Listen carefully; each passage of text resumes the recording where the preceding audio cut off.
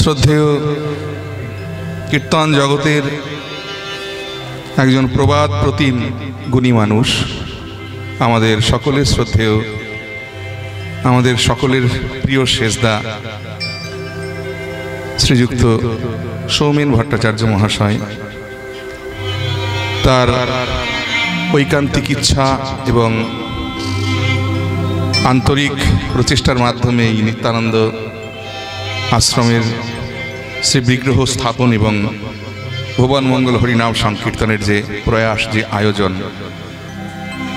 ভগবানের চরণে প্রার্থনা করব, আপনারাও করবেন যেন তার এই ইচ্ছা, তার এই চেষ্টা, তার এই প্রচেষ্টা যেন সফল হয় এবং প্রত্যেক কৃষ্ণ ভক্ত গৌর ভক্তের চরণধুলিতে এই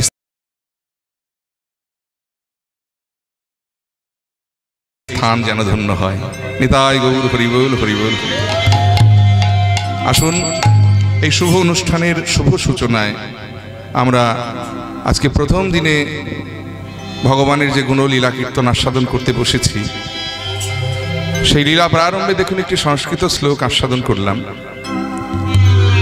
এই সমস্ত শ্লোকগুলো হলো আমাদের নিত্য স্মরণের বিষয়, কারণ এই সমস্ত শ্লোকগুলো যারা রচনা করেছেন তারা প্রত্যেকেই এক একজন মহাপ্রভুর খুব প্রিয় প্রিয় পার্ষদ ছিলেন। আমরা তো তাদেরকে চোখে দেখতে পাইনি, কিন্তু এই শ্লোকগুলোকে স্মরণ করলে একটু পরোক্ষভাবে তাদেরকে স্মরণ করা হয়। শ্লোকটির যিনি রচয়িতা ছিলেন তিনি তখনকার দিনে সারা বাংলার একসময় অর্থমন্ত্রিত্বের দায়িত্ব সামলেছেন। যদিও তখনকার দিনে গোটা বাংলার যিনি শাসনকর্তা ছিলেন তিনি ছিলেন একজন মুসলমান শাসক, আর কোনো মুসলমান শাসক তার প্রধান কোনো মন্ত্রিত্ব পদে কোনো হিন্দু ব্রাহ্মণকে নিযুক্ত করেছে, এটা কিন্তু ইসলাম বিরুদ্ধ কাজ। কিন্তু তথাপিও বাংলার শাসনকর্তা নবাব হোসেন শাহ একই বাড়ির দুই ভাইকে বড় বড় দুটো মন্ত্রিত্বের দায়িত্ব দিয়েছিলেন। বড় ভাই সনাতন গোস্বামীকে দিয়েছিলেন গোটা বাংলার প্রধানমন্ত্রিত্বের দায়িত্ব, আর তার মেজ ভাই রূপ গোস্বামী তাকে দিয়েছিলেন গোটা বাংলার অর্থমন্ত্রিত্বের দায়িত্ব। কিন্তু যেদিন মহাপ্রভুর আদর্শ তাদের দুই ভাইয়ের হৃদয়ে জাগ্রত হয়েছিল, এই মন্ত্রিত্ব ছেড়ে দিতে মাত্র একটা মুহূর্ত সময় লেগেছিল। এক মুহূর্তের মধ্যে মন্ত্রিত্ব ছেড়ে দিলেন, ঘর বাড়ি পরিত্যাগ করে দিলেন, বিষয় আশয় সকল কিছু পরিত্যাগ করে দিয়ে তারা গোটা জীবনটা বৃন্দাবনে গিয়ে ওই বৃক্ষতলায় বসে বসে নামের মালা হাতে করে কৃষ্ণ কৃষ্ণ বলে কাটিয়ে দিয়েছিলেন। সেই রূপ গোস্বামী পাদ যিনি অজস্র গ্রন্থ রচনা করে আমাদের বৈষ্ণব সমাজকে সমৃদ্ধ করে গেছেন, সেই রূপ গোস্বামী পাদ একটি গ্রন্থ লিখতে গিয়ে এই গ্রন্থের উৎসর্গপত্র রূপে এই শ্লোকখানি লিখেছিলেন। গ্রন্থটির নাম হলো বিদগ্ধ মাধব, একটি নাটক রাধাকৃষ্ণ প্রেম তরঙ্গ নিয়ে। আর সেই রাধাকৃষ্ণ প্রেম তরঙ্গ নিয়ে ওই নাটকটি রচনা করবার পূর্বে তিনি প্রথম পাতাতেই উৎসর্গপত্র রূপে এই শ্লোকখানি লিখে দিয়েছিলেন। কারণ দেখবেন প্রাকৃত জগতে বিভিন্ন লেখকরা বিভিন্ন গ্রন্থ আদি যখন রচনা করে, প্রথম পাতা উল্টেই দেখবেন যে একটা উৎসর্গপত্র লেখা থাকে যে আমার প্রিয় অমুককে উৎসর্গ করা হলো। তেমনি রূপ গোস্বামী পাদ চিন্তা করলেন যে এত সুন্দর একটা গ্রন্থ রচনা হলে গ্রন্থটা আমি কাকে উৎসর্গ করব? তাহলে আমার সবচাইতে প্রিয় তিনি হলেন আমার চৈতন্য মহাপ্রভু। এই গ্রন্থটা আমি আমার মহাপ্রভুর উদ্দেশ্যে উৎসর্গ করব। আর উৎসর্গ করতে গিয়ে তিনি এই শ্লোকখানি লিখে দিলেন যে অনর্পিত চরিং চিরাত করুণাবতীর্ণ কলৌ সমর্পয়তুন্নত উজ্জ্বল রসাং স্বভক্তি শ্রিয়াম হরি পুরাট সুন্দর দ্যুতি কদম্ব সন্দীপিত সদা হৃদয় কন্দরে স্ফুরত বসচিনন্দন। অর্থাৎ এই শ্লোকটির মাধ্যমে তিনি যেমন মহাপ্রভুকে উদ্দেশ্য করে গ্রন্থটি উৎসর্গ করলেন, তেমনি এই শ্লোকটার অর্থটা যদি আমরা একবার একটু বিশ্লেষণ করি তাহলে দেখব এই শ্লোকের মধ্যে কত সুন্দর অন্তর্নিহিত অর্থ লুকিয়ে আছে, যেটা হলো গৌর আবির্ভাবের একটা মূল কারণ। সেটা কি না, অনর্পিত চরিং চিরাত করুণাবতীর্ণ কলৌ, যা কোনোদিন অর্পণই করা হয় না। না অর্পিত অর্থাৎ অনর্পিত, যা কোনোদিন কোনো যুগে কোনো কালে কাউকে কখনো দেওয়া হয় না, সেই অনর্পিত বস্তু করুণা করে ভগবান কলির জীবের জন্য অবতীর্ণ হয়ে সেই বস্তুটা নিয়ে এলেন। কি সেই বস্তু? না সমর্পয়তুন্নত উজ্জ্বল রসাং স্বভক্তি শ্রিয়া। স্বভক্তি শব্দটা একটু ভালো করে অনুভব করতে হবে। দন্ত স্বয় বফলা স্ব মানে হলো নিজের, অর্থাৎ নিজের সম্পদ। তা নিজের সম্পদ দেখবেন কেউ কাউকে সচরাচর দিতে চায় না। কি বাবা, দেয় নাকি? আপনার লক্ষ লক্ষ টাকা থাকতে পারে, বিঘে বিঘে সম্পত্তি থাকতে পারে, আপনি লোককে দান করে দেবেন? তেমনি ভগবান কৃষ্ণের একটা স্বভাব আছে, এটা আমার কথা নয়, শাস্ত্র বাক্য। বলা হলো যে কৃষ্ণ যদি ফিরে কবু ভক্তি মুক্তি দিয়া, ভক্তি নয় ভক্তি, ভয়ের অস্বীকার কয় তয়ের অস্বীকার, ভক্তি মানে হলো ভোগ আর মুক্তি মানে হলো মোক্ষ।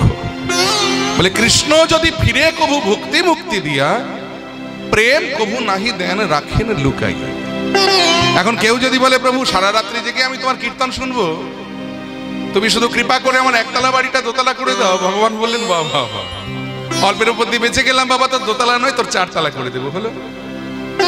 আবার কেউ যদি বলে প্রভু আমি সারাদিন রাত্রি জেগে তোমার কীর্তন শুনবো, তুমি শুধু কৃপা করে আমার মেয়েটাকে ভালো জায়গায় বিয়ে দিয়ে দাও, ভগবান বললেন বেশ তাই হবে, কোনো চিন্তা নেই, তোর মেয়েকে খুব ভালো জায়গায় বিয়ে দিয়ে দেবো। আবার কেউ যদি বলে প্রভু আমি সারাদিন রাত্রি জেগে তোমার কীর্তন শুনবো, তুমি শুধু কৃপা করে মায়ার সংসার থেকে আমাকে মুক্তি পাইয়ে দাও, ভগবান বলে আরে বাপরে বাপ, আবার এটাও চাস? আচ্ছা বেশ, এটাও না হয় দিলাম। কিন্তু কেউ যদি বলে প্রভু আমি সারাটা জীবন তোমার নাম করব, তুমি শুধু কৃপা করে তোমার ওই প্রেম বস্তুটা একবার আমাকে দাও, ভগবান সঙ্গে সঙ্গে বলে দিলেন যে ওটি হবে না আচ্ছা, ওটা আমি তোমায় দিতেই পারবো না, কারণ ওটা আমার নিজের সম্পদ, আর ওটা আমি তুলে রেখে দিয়েছি আমার নিজের মানুষের জন্য। আমার নিজের মানুষ কারা? না যারা হলেন বৃন্দাবনের ব্রজ গোপীগণ, যারা সর্বস্ব পরিত্যাগ করে আমার সুখকে নিজের সুখ করেছে। আমি কেবলমাত্র আমার নিজের সম্পদটুকু আমি তাদের জন্য তুলে রেখে দিয়েছি। কিন্তু সেই ভগবান যখন গৌর হয়ে এলেন কলির জীবের মাঝে, যা এতদিন কেবলমাত্র ওই রাধারানীর হৃদয় ভাণ্ডারে লুকানো ছিল, ইন্দ্রের বাঞ্ছিত ধন, ব্রহ্মার বাঞ্ছিত ধন, গোলকের গোপনের ধন, কিশোরীর হৃদয় ভাণ্ডারের ধন, তিনি সেধে যেচে জীবের দ্বারে দ্বারে কৃপা করে দান করলেন। কি সেই বস্তু? না ব্রজের উন্নত উজ্জ্বল রস। উন্নত উজ্জ্বল, উজ্জ্বল মানে কি? তাহলে উন্নত ধরনের চকচকে রস। কি বিদঘুটে বাংলা হয়ে যাচ্ছে না? রস আবার কখনো চকচক করে নাকি? যায়নি তাই?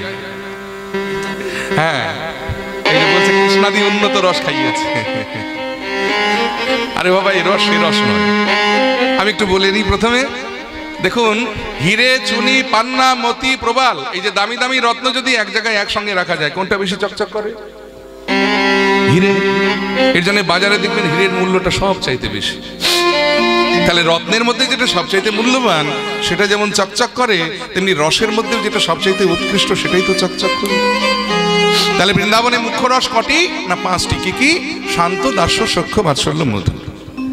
শান্ত রস মানে ওই যে সাধু সন্ন্যাসী, ত্যাগীগণ, যোগীগণ, ঋষিগণ যারা দিন রাত পাহাড়ের গুহাতে বসে বসে পরমেশ্বরকে চিন্তা করছে, আর নয়ন মুদে তারা কেবলই বলছে হরি ওম, অর্থাৎ বিলীন করে দিচ্ছে তারা নিজেদেরকে যে তুমি পরমাত্মা আর আমি হলাম জীবাত্মা, তোমার সঙ্গে তুমি আমাকে বিলীন করে নাও। এই হলো শান্ত রস। আবার কেউ যদি ভাবে যে সে আমার প্রভু আর জন্মে জন্মে আমি তার চরণের দাস, সে হলো দাস্যরসের ভক্ত। আবার কেউ যদি মনে করে যে আমি অর্জুনের মতো ভগবানের বন্ধু হব, আমি শ্রীদাম, সুবল, সুদামের মতো ভগবানের সখা হব, তারা হলো সখ্যরসের ভক্ত। আবার কেউ যদি ভাবে আমি নন্দরাজার মতো কৃষ্ণের বাবা হব, আমি যশোদার মতো কৃষ্ণের মা হব, সে হলো বাৎসল্য রসের ভক্ত। আবার দেখুন কেউ যদি ভাবে যে সে আমার প্রিয়তম আর আমি হলাম তার প্রিয়তমা, এই হলো মধুর রস। আর এই মধুর রসটা এমনই রস যে প্রিয়তমার মাথার চুল থেকে একেবারে পায়ের নখ পর্যন্ত প্রিয়তমের সেবাতে লাগে। দেখুন রাধারানী কি রঙের শাড়ি পরলে কৃষ্ণ খুশি হবেন? রাধারানী সেই রঙের শাড়িটাই পরতেন। রাধারানী কেমন করে চুল বাঁধলে কৃষ্ণ খুশি হবেন? রাধারানী সেইভাবেই কিন্তু চুলটা বাঁধতেন। কোন ফুল চুলে গুজলে কৃষ্ণ খুশি হবেন? রাধারানী সেই ফুলটাই কিন্তু চুলে গুজতেন। নখে কি রঙের নেল পালিশ পরলে কৃষ্ণ খুশি হবেন? রাধারানী সেই রঙের নেল পালিশটাই পরতেন। তাহলে মধুর রসটা এমনই রস যে প্রিয়তমার মাথার চুল থেকে একেবারে পায়ের নখ পর্যন্ত প্রিয়তমের সেবাতে লাগে। আর রসের মধ্যে যেটা সবচাইতে মূল্যবান সেটাই তো চকচক করবে। তাহলে বৃন্দাবনে এই যে 5টি মুখ্য রস, শান্ত, দাস্য, সখ্য, বাৎসল্য, মধুর, আর এই 5টা রসের মধ্যে সবচাইতে মূল্যবান রস হলো উন্নত উজ্জ্বল রস, হলো এই মধুর রস, যেটা দেওয়ার জন্য ভগবান গোলক থেকে এসেছিল ভূলোক। তাই সমর্পয়িত উন্নত উজ্জ্বল রসাংশ ভক্তি শ্রিয়া হরি পুরাট সুন্দর দ্যুতি কদম্ব সন্দীপিত সদা হৃদয় কন্দরে সুরতুব শচীনন্দন। এবার একটু রূপ গোস্বামীর সঙ্গে আমি ঝগড়া করে নেব। বলে হে রূপ গোস্বামী পাদ, আপনি এত বড় একজন বিদগ্ধ পণ্ডিত, তখনকার দিনে একসময় গোটা বাংলার অর্থমন্ত্রীত্বের দায়িত্ব সামলেছেন। শুধু তাই নয়, কত মূল্যবান মূল্যবান গ্রন্থ রচনা করে আপনি বৈষ্ণব সমাজকে সমৃদ্ধ করে গেছেন। তা আপনার তো এরকম ভুল হওয়ার কথা নয়। আপনি এরকম একটা মারাত্মক ভুল কি করে করলেন বলুন তো এই শ্লোকটাকে? শ্লোকে বলা হলো যে হৃদয় কন্দরে আপনি লিখলেন, কিন্তু শাস্ত্রে বলা হয়েছে হৃদয় হলো মন্দির।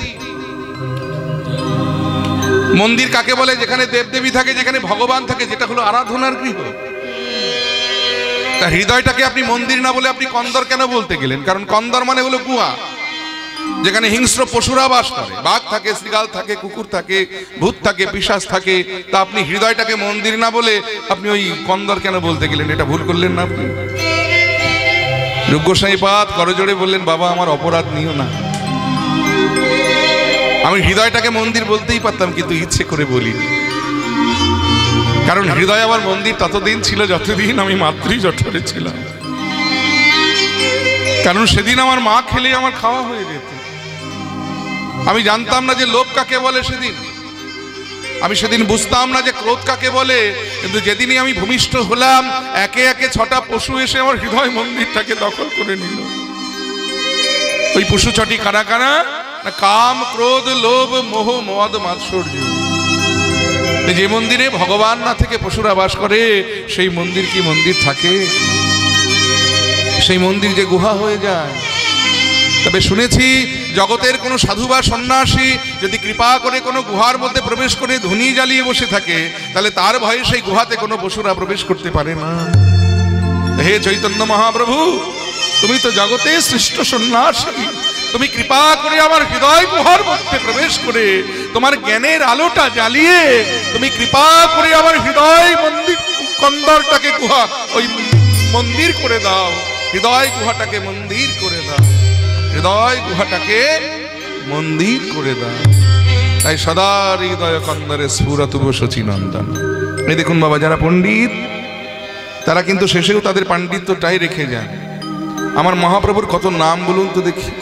কেউ বলে গোরা, কেউ বলে গৌরহরি, কেউ বলে বিশ্বম্ভর, কেউ বলে নিমাই। কিন্তু এতগুলো নামের মধ্যে একটা নামেও রূপ গোস্বামী পাদ তাকে ডাকলেন না। তিনি কি নাম দিলেন? না শচীনন্দন। কেন না, যে শচী মাতা আমার মহাপ্রভুর মতো একটা রত্ন আমাদেরকে উপহার দিয়েছেন, সেই মাকে একটা প্রণাম জানাবো না? তাহলে শচীনন্দন বলাতে কি হলো? আমার মহাপ্রভুকেও শ্রদ্ধা জানানো হলো, আবার মহাপ্রভুর মাকেও একটা প্রণাম জানানো হলো। নিতাই গৌর হরিবোল হরিবোল হরিবোল, হরে কৃষ্ণ। সেই শচীনন্দন মহাপ্রভুর শ্রীচরণে প্রণাম জানিয়ে আমরা আস্বাদন করছি আমাদের বর্তমান পরিবেশিত লীলা শ্রীমতী রাধারানীর পূর্বরাগ। তদ্ভাবাচিত গৌরচন্দ্রিকা। আগে একটু গৌরাঙ্গের ভাব আস্বাদন করে নেব, তারপরে আমরা বৃন্দাবন লীলা আস্বাদন করব। আজকে মহাপ্রভুর রূপের অঙ্গ 6টা দেখে একজন আর একজনকে বলছে কি জানেন? এখানে বক্তা হলেন নবদ্বীপের মালঞ্চপাড়া নিবাসী সনাতন মিশ্রের কন্যা বিষ্ণুপ্রিয়া। বলছেন কাকে? তার প্রিয় সখী কাঞ্চনাকে। বলছে, জানিস আমি একটু আগে গিয়েছিলাম সুরধুনি অর্থাৎ গঙ্গায় জল ভরতে, আর গিয়ে আমি এক অপরূপ রূপে নয়ন দিয়ে ঘরে এলাম। হরিবোল। কি সেই রূপের 6টা? নিরমল গোরাতনু কষিত কাঞ্চনজনু হেরইতে পড়ি গেনু ভোর। বলে গৌরাঙ্গের অঙ্গকাতিটা কেমন না নিরমল। নিরমল মানে হলো পবিত্র। গোরাতনু কষিত কাঞ্চন মানে সোনাকে যদি শুদ্ধ করা হয়, সোনার যে বর্ণ হয়, সেই সোনার বর্ণকেও যেন জয় করেছে আমার গৌরাঙ্গের অঙ্গকান্তি। হরিবোল।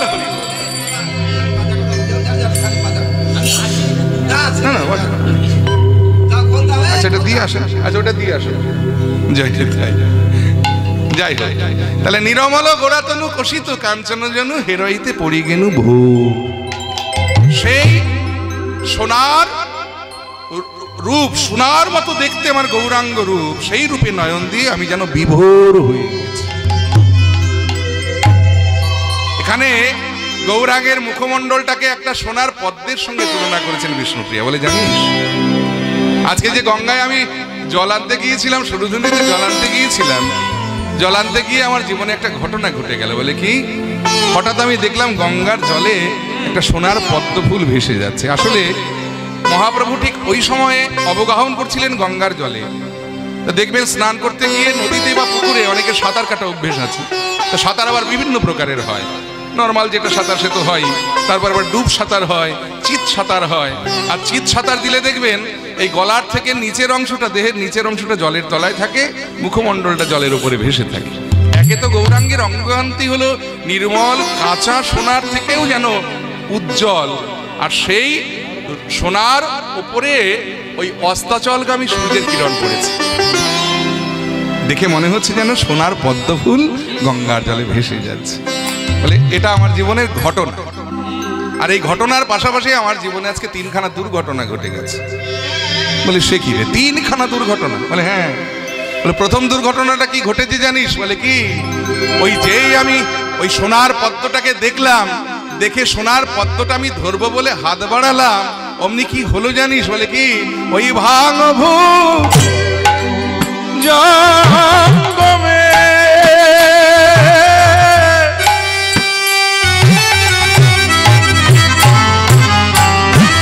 ভুজঙ্গমে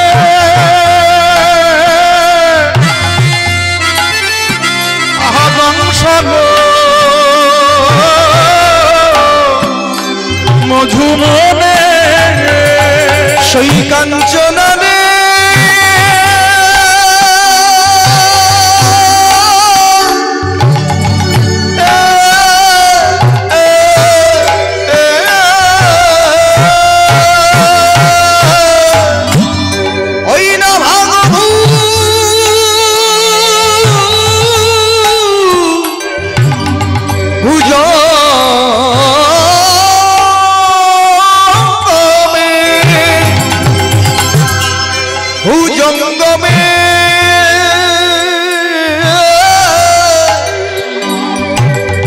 সখীর দংশন মধুমনে কাঞ্চননে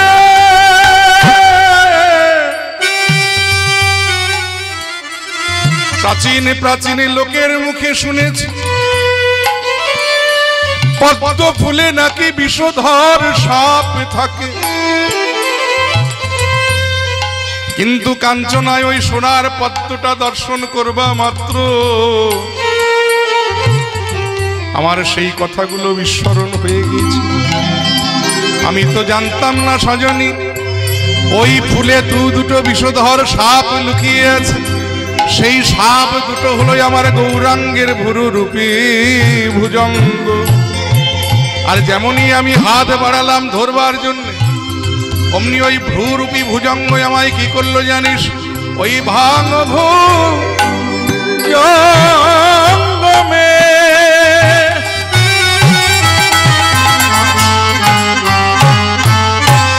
ভুজঙ্গমে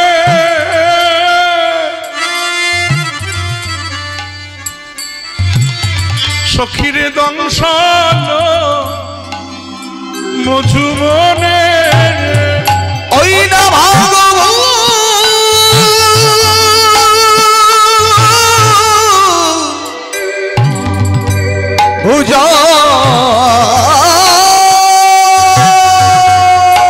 ভুজঙ্গমে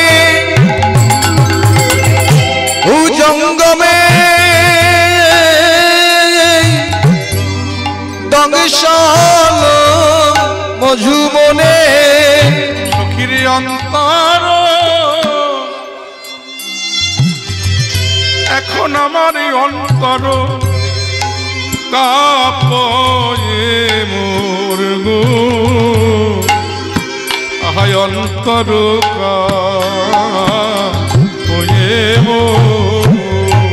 সখী অন্তর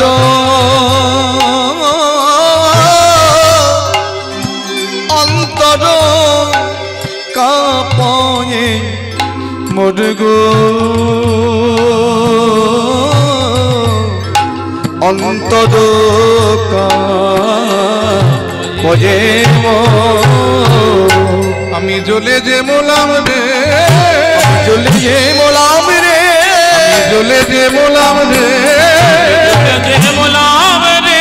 ভুজঙ্গের বিষের জ্বালায় জ্বলে যে মোলাম রে, ভুজঙ্গের বিষের জ্বালায় জ্বলে যে মোলাম রে, ভুজঙ্গের বিষের জ্বালায় জ্বলে যে মোলাম ওই ভুজঙ্গের বিষের জ্বালায় প্রাণে বাঁচাই হলো, এই বিষের জ্বালায় বাঁচা যায় হলো, এর বিষের জ্বালায় বাঁচা যায় হলো, ভুজঙ্গের বিষের জ্বালায় বাঁচা যায় হলো, আমি জ্বলে যে মোলাম রে, সখীরে অন্তর কাঁপয়ে মোর গো, অন্তর কাঁপয়ে। তাহলে প্রথম দুর্ঘটনাটা কি ঘটলো? আমায় সাপে কামড়ালো, একটা নয় দুটো বিষধর সাপ, একটা নয় দুটো বিষধর সাপ আমাকে দংশন করলো। সাপ যদি কারো পায়ে দংশন করে, দেখবেন ও মায়েরা, যেখানে দংশন করে তার একটু উপরে বাঁধন দিলে তাকে কিছুক্ষণের জন্য হলেও বাঁচিয়ে রাখা যায়। সাপ যদি কারো হাতে দংশন করে, যেখানে দংশন করে তার একটু উপরে বাঁধন দিলে তাকে কিছুক্ষণের জন্য হলেও প্রাণে বাঁচিয়ে রাখা যায়। কিন্তু সাপ যদি কারো হৃদয়ে দংশন করে, যায়নি তাই, বাঁধন দেবেন কোথায়? বিষ্ণুপ্রিয়া বলছে কাঞ্চনা, ওই পদ্ম ফুলে যে দুটো বিষধর সাপ লুকিয়েছিল, সেই সাপ দুটো এসে আমার হৃদয়ে দংশন করল। বিষধর সাপে যখন আমার হৃদয়ে দংশন করলো, গোটা অঙ্গটা তখন বিষে জর্জরিত।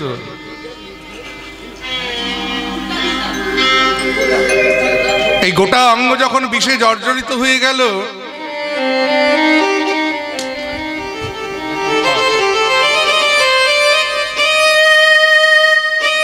আমি তখন দিক বিদিক জ্ঞান শূন্য হয়ে গেলাম, জানিস, জ্ঞান হারা হয়ে গেল।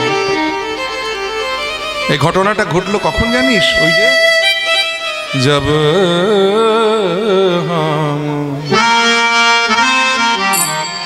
जब हम पेखलु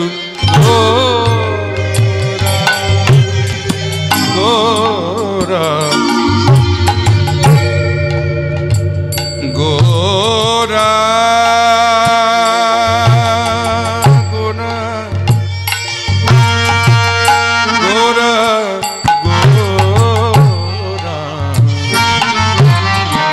जब हम पेखलु गोरा संजोनी रे, जब हम पेखलु गोरा रे, जब हम पेखलु गोरा, संजोनी रे, जब हम पेखलु गोरा, हम पेखलु गोरा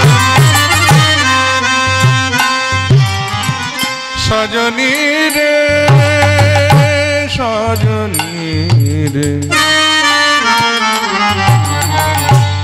प्राण सजनी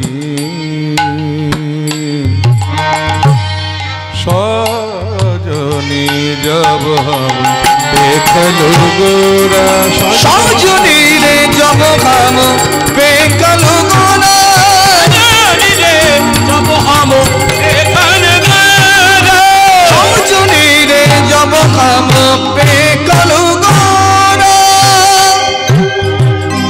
आयाकुल दिगो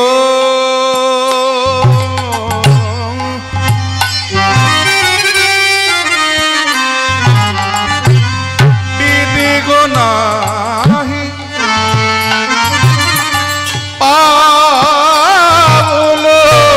আগা আকুল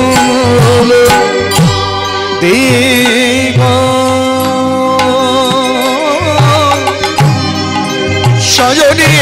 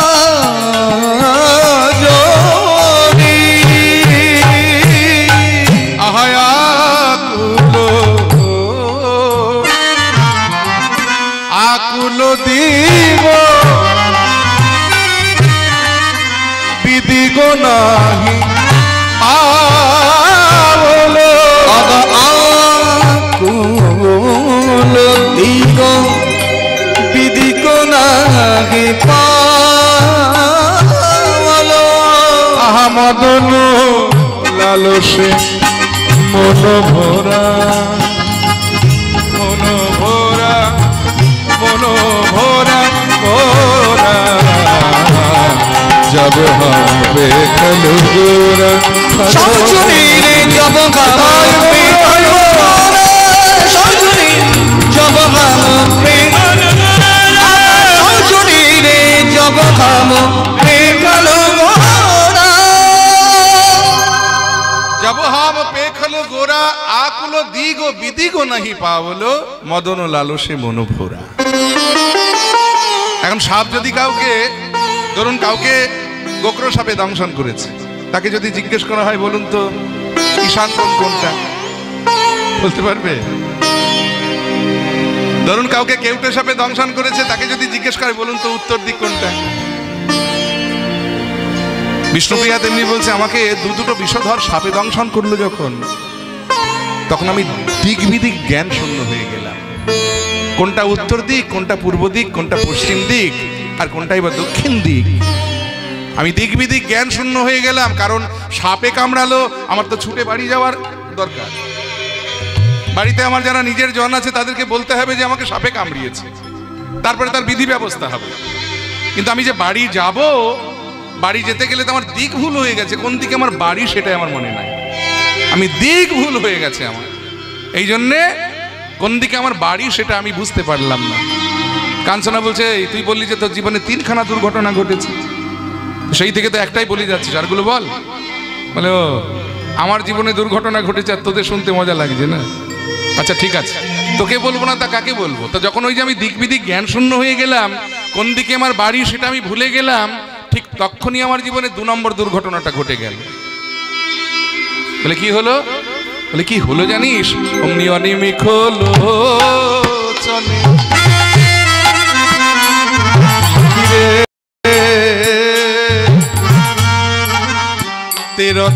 অবলোকন অনিমিক লোচনে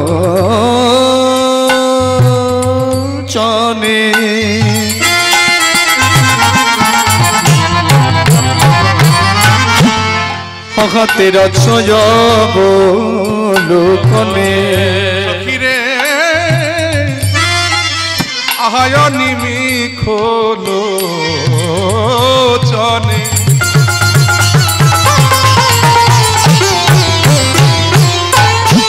তেরছয়ব লোকনে আগা অনিক লোচনে হঠাতের অবলোকনে লোকনে ওই বিন্ধে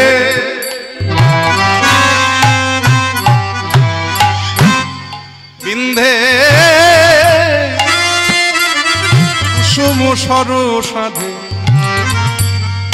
বানবিদ্ধ হলো, একটা নয় দুটো বান। যখনই আমি দিকবিদিক জ্ঞান শূন্য হয়ে গেলাম, বাড়ি যাব বলে বাড়ির পথ খুঁজে পাচ্ছি না, আর ঠিক তখনই দুটো তীর্যক বান এসে আমার হৃদয়ে।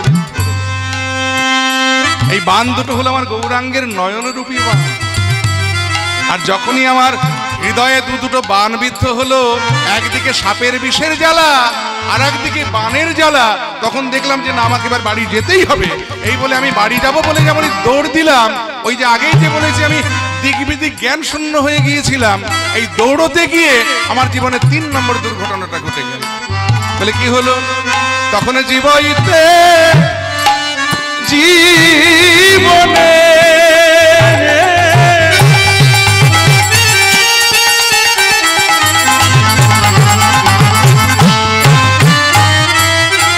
সখিরে আমি থেহ নাহি পাওলো আগো জীবইতে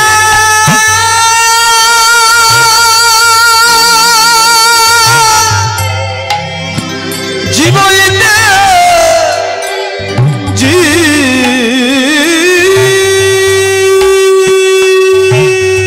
জীবনে সখিরে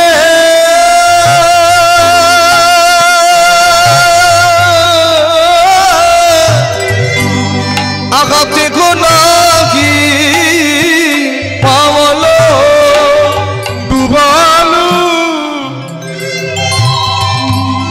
আহা ডুবালু ওই গঙ্গায় গাধে রে, আহা ডুবালু গজা গাধে আমি ডুবে যে বললাম রে, ডুবে যে মোলাম রে, ডুবে যে বললাম আমি ডুবে যে মোলাম রে, ওই গবুর প্রেম গঙ্গার জলে ডুবে যে মোলাম রে, প্রেম গঙ্গার জলে ডুবে যে মোলাম রে, ওই গবুর প্রেম গঙ্গার জলে ডুবে যে মোলাম রে, গৌর প্রেম গঙ্গার জলে আমার প্রাণে বাঁচাই হলো, প্রেম গঙ্গার জলে বাঁচাদায় হলো, গৌর প্রেম গঙ্গার জলে বাঁচাদায় হলো, গৌর প্রেম গঙ্গার জলে বাঁচাদায় হলো, গৌর প্রেম গঙ্গার জলে বাঁচাদায় হলো, ডুবে যে মোলাম রে আগা ডুবালু গঙ্গায় গাধে রে, আগা ডুবালু গজা গাধে। তাহলে একটা নয়, দুটো নয়, 3-3টে দুর্ঘটনা। একটা হলো সাপে কামড়ালো, আর একটা হলো বানবিদ্ধ হলো, আর একটা হলো আমি গঙ্গার জলে ডুবে গেলাম। ভক্তমণ্ডলী, ভক্তিমতী মায়েরা, এই কপালে যদি লেখা থাকে না যে কারো জীবনে একসঙ্গে 3খানা দুর্ঘটনা ঘটবে, তার অবস্থাটা এরকমই হয়। সে একবার কি হয়েছে জানেন, এক রাজার ছেলে হয়েছে। তারা রাজামশাই চিন্তা করলো এতদিন পরে একটা পুত্র সন্তান হলো, ছেলের ভাগ্যটা গণনা করে নেওয়া যায়। বড় হয়ে ছেলে কি হবে? দেখুন, কপালে যদি লেখা থাকে, কপালের লেখন কেউ খণ্ডাতে পারে না। তার উদাহরণটা এইটা। রাজামশাই চিন্তা করলে ছেলের ভাগ্য গণনা করে নেওয়া যাক। দেশ বিদেশের নাম করা জ্যোতিষীদের সংবাদ দেওয়া হলো। প্রচুর জ্যোতিষী সে রাজবাড়িতে হাজির। প্রথমে একজন এলেন, আলোক নিরঞ্জন। বাবা কোত্থেকে আসছেন? বলে হিমালয় থেকে আসছে। দেখুন তো আমার ছেলের কপালে কি লেখা আছে। বহুক্ষণ ধরে গণনা করে ওই জ্যোতিষী বলছে, মহারাজ কই? আচ্ছা একবার আসুন, ভালো কঠিন ব্যাপার। সবই ভালো মহারাজ, আপনার ছেলে সবই ভালো, কিন্তু 12 বছর বয়সে মৃত্যু যোগ আছে। মহারাজ তা করে অবাক হয়ে গেলেন, চমকে উঠলেন, বলে এতদিন পরে একটা ছেলে হলো, সে 12 বছর বয়সে।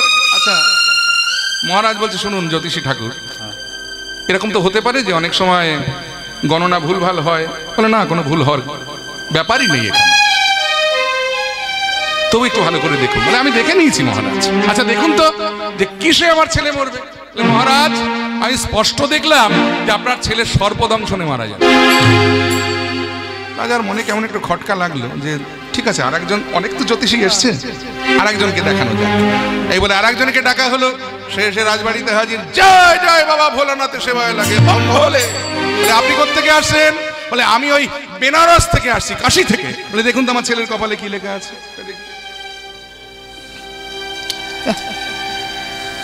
সর্বনাশ। মহারাজ বলছে কি হলো, আপনি ওরকম করে আছেন কেন জ্যোতিষ ঠাকুর?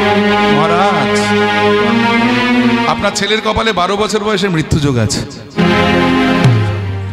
এটাও তো ঠিকঠাক বলছে, একই কথা বলছে। আচ্ছা দেখুন তো ছেলের কপালে কিসে মৃত্যু হবে লেখা আছে? বলে মহারাজ আমি স্পষ্ট দেখলাম আপনার ছেলে গাছের ডাল থেকে পড়ে মরবে। এটা কেমন হলো? আগের জন বলল সাপে দংশনে মরবে, আর এই বলছে গাছের ডাল থেকে পড়ে মরবে। কোথায় যেন ভুল ভালো হচ্ছে। আর কেউ আছে? আপনি আসুন। কোত্থেকে? তারাপীঠ থেকে। 2 মিনিটে বশীকরণ রাখবেন না। আপনি দেখুন আমার ছেলের কপালে কি লেখা আছে। সেই তারাপীঠের জ্যোতিষীয় বহুক্ষণ ধরে ছেলের ভাগ্য গণনা করে বলেন মহারাজ আপনার ছেলের 12 বছর বয়সে মৃত্যুযোগ লেখা আছে। বলে এটা তো ঠিক আছে, কিন্তু দেখুন কিসে মরবে? আমি স্পষ্ট দেখলাম আপনার ছেলে জলে ডুবে মরবে। এই কে আছিস? এই 3 জনকে কারাগারে নিক্ষেপ কর। এরা 12 বছর কারাগারে বন্দী থাকবে। 12 বছর পরে যার কথা বলবে তার পুরস্কার আর 2 জনের হবে মৃত্যুদণ্ড। এরা আজাগ্য হয়ে গেল একদম। বেশ, এই দেখুন কারাগারে নিয়ে গেল, বন্দী করে দিল। আজ এই বন্দী করে দিয়েছে। ওদিকে দেখতে দেখতে 12 বছর হয়ে গেল, ছেলে বড় হতে লাগলো। 12 বছর হয়ে গেল। যেদিন 12 বছর পূর্ণ হলো সেদিন ছেলে বন্ধুদের সঙ্গে খেলতে গেছে একটা পুকুরের ধারে। আর গিয়ে এমন সময় আকাশে ঘন কালো মেঘ এসেছে, একদম কাল বসে কি ঝড় উঠে গেছে। বন্ধু বান্ধবরা ভয়ে, প্রাণের ভয়ে যে যেদিকে পারলো ছুটে পালালো। রাজপুত্র আবার পালাবে কোথায়? ওই পুকুরের ধারে ছিল একটা লম্বা গাছ, আবার গাছের একটা ডাল পুকুরের জলের দিকে গেছে। আর রাজপুত্র সেই গাছে উঠে ওই ডালটাতে গিয়ে বসেছে। আর যেখানে বসলো সেইখানে ছিল একটা বিষধর সাপ। সাপটা রাজপুত্রকে দংশন করলো। গাছের ডাল থেকে পড়ে ওই পুকুরের জলে ডুবে রাজপুত্রের মৃত্যু হয়ে গেল। এই দেখো কপালে যদি লেখা থাকে, এই জন্য বলে কপালের নাম গোপাল। এই লেখন কেউ খণ্ডাতে পারে না। কারো কপালে যদি লেখা থাকে একসাথে কারো জীবনে 3খানা দুর্ঘটনা ঘটবে, তার দশা এরকম।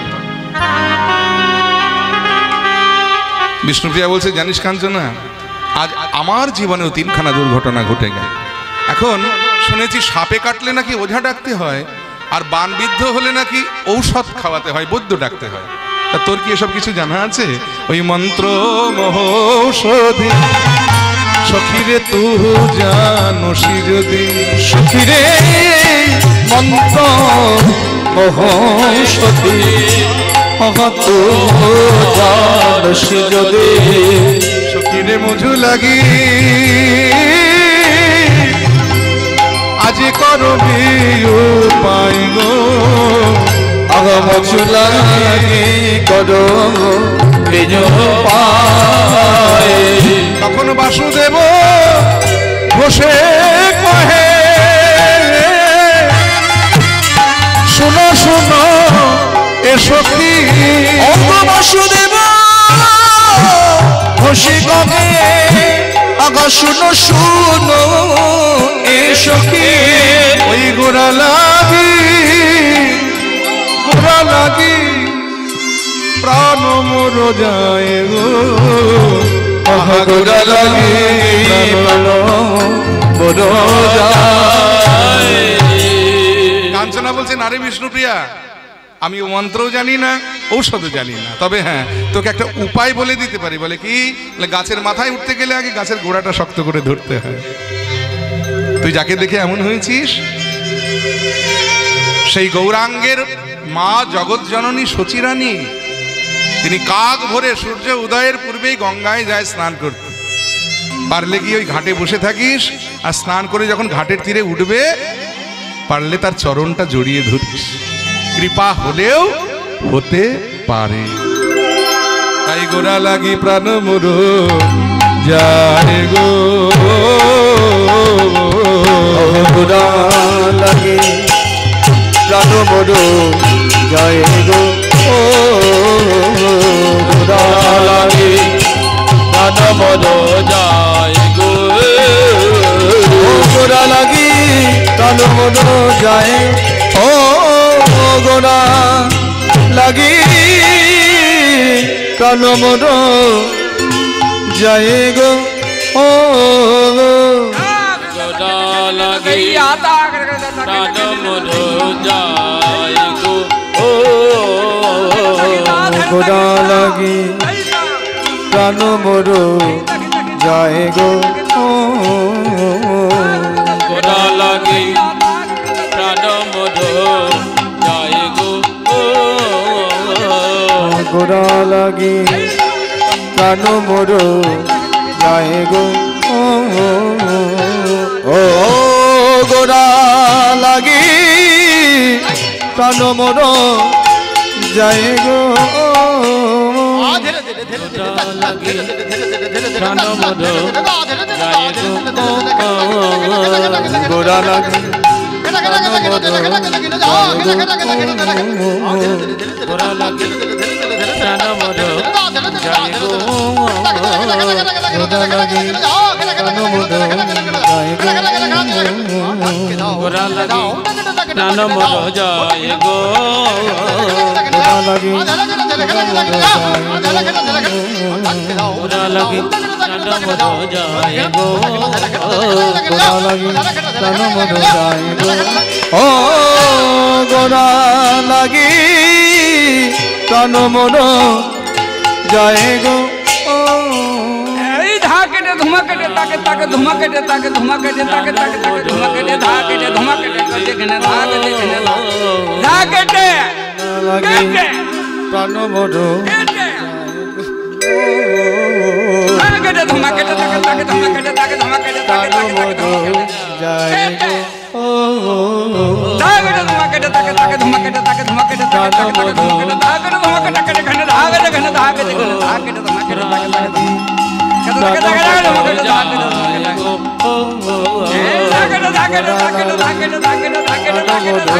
ধাকেটে ধুমাকেটে তাকে তাকে প্রাণ মোর যায় গো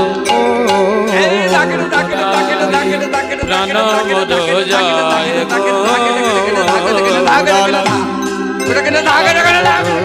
যায় গো ও গোড়া লাগি প্রাণ মোর যায় গো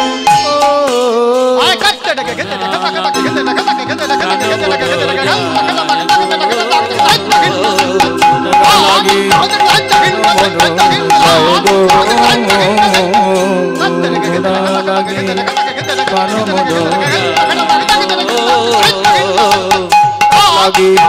প্রাণ মোর লাগি প্রাণ মোর যায় গো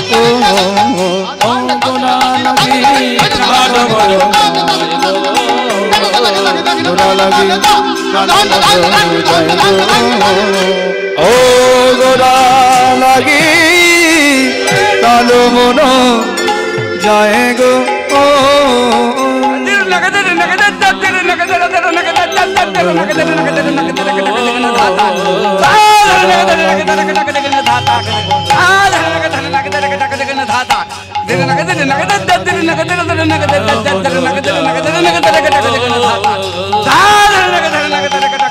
প্রাণ মোর যায় গো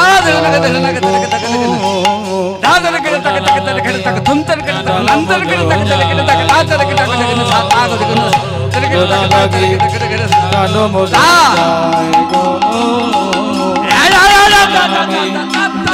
মোর যায় গো গোড়া লাগি প্রাণ মোর যায় গো প্রাণ মোর যায় গো প্রাণ মোর যায় গো প্রাণ মোর যায় গো ও গোড়া লাগি প্রাণ মোর যায় গো গোড়া লাগি প্রাণ মোর যায় গো গোড়া লাগি প্রাণ মোর যায় গো গোড়া লাগি প্রাণ মোর যায় গো গোড়া লাগি প্রাণ মোর যায় গো গোড়া লাগি প্রাণ মোর যায় গো গোড়া লাগি প্রাণ মোর যায় গো গোড়া লাগি প্রাণ মোর যায় গো গোড়া লাগি প্রাণ মোর যায় গো ও